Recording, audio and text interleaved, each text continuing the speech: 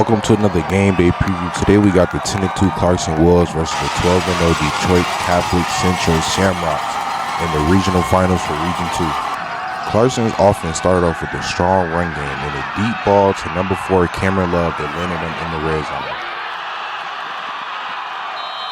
and scored their first points of the game with a run to number 1 Luke Brownman to make it 7-0. The Shamrocks offense wasn't able to get down the field on their first drive and had to punt the ball off.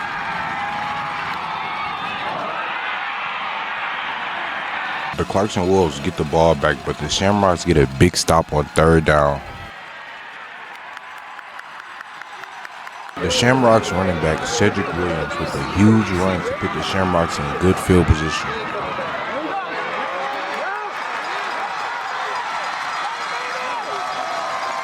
The Shamrocks then draw up a great route for number 10 Michael Darson to tie up the game 7-7.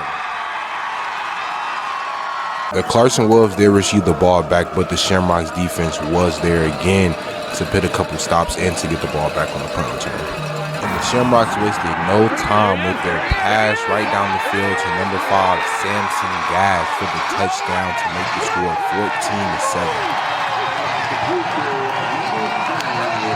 14-7. The Shamrocks was able to get another 3-0 stop on Clarkson's offense and then came down the field and dropped another post route to number 5 Samson Gash for another great catch.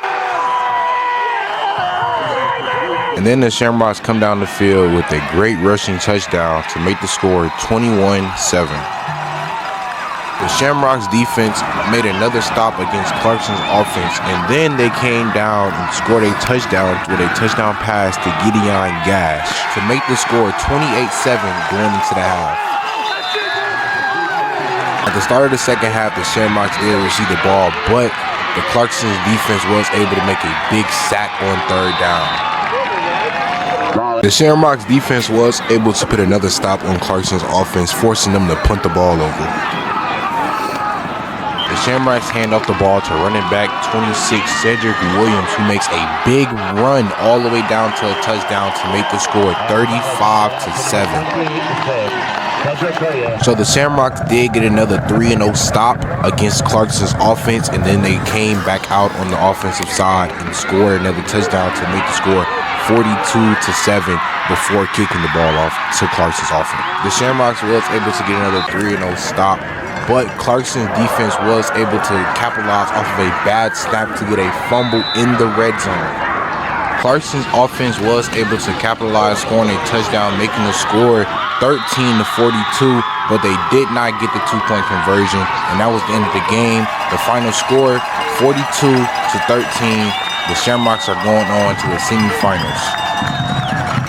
Welcome to another game day preview. Today we have the 13-0 Cass Tech versus the 10-3 Rochester Adams for the Division I semifinals. Cass Tech's offense started off strong in a big run play with number 7 Julian Taylor. But Adams' defense was able to get the stop that they needed to get their offensive chance on the ball. Cass Tech's defense got the stops they needed to get their offense the ball back. Cass Tech's offense was able to score the first points of the game, making the game 7-0 with a big run to number 7, Julian Taylor. Adams came back on offense and made a big pass and a big catch to number 2, Cam DeWood. And then Rylan Raiders comes down to the field and make a touchdown pass to his receiver, number 5, Matt Topener, to tie up the game 7-7. Adam does decide to go for the 2-point conversion, and number 12 receiver Nolan Flares with the catch. And Cass Tech's offense comes right back with a response to their own with a run to number 7 Julian Taylor for a touchdown to make the score 8-14. And Adams comes right back with a strong run of their own right to number 2 Cam DeWood. But it was not enough, as Cass Tech's defense was able to get the stops that they needed to turn the ball over. And right before the half ended, Cass Tech wanted to get one more touchdown, and that's exactly what they did with a big pass to number 1 Corey Sadler Jr. for the touchdown to make the score 21-8 going into halftime. Adam kicks off the ball to Cass Tech to start off the second half, but was able to retrieve it after Cass Tech's dropped the ball. But Cass Tech's defense was still there and able to get the stops they needed to get their offense the ball. So Cass Tech comes back down the field and scores the ball with Julian Taylor to make the score 28-8. And then Adams came down the field and scored a touchdown, a scrambling quarterback touchdown with Rylan Waiters to make the score 15-28.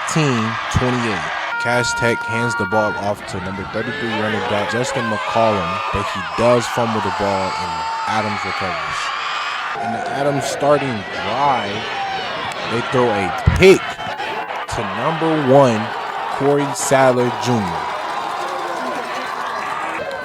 Cass Tech responds the best way they know how with a running play to Julian Taylor for a touchdown to make the score 35-15. Adams was able to score the ball with a touchdown to number 2 Cam DeWood 22-35. And Cass Tech was able to come back and score the ball with a running play to DeMar Hendricks for a touchdown to make the score 22-41.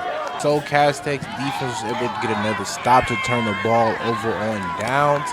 And Cass Tech runs the ball to number 7 Julian Taylor for another touchdown with a final score of 22-48. And Cass Tech goes on to the finals.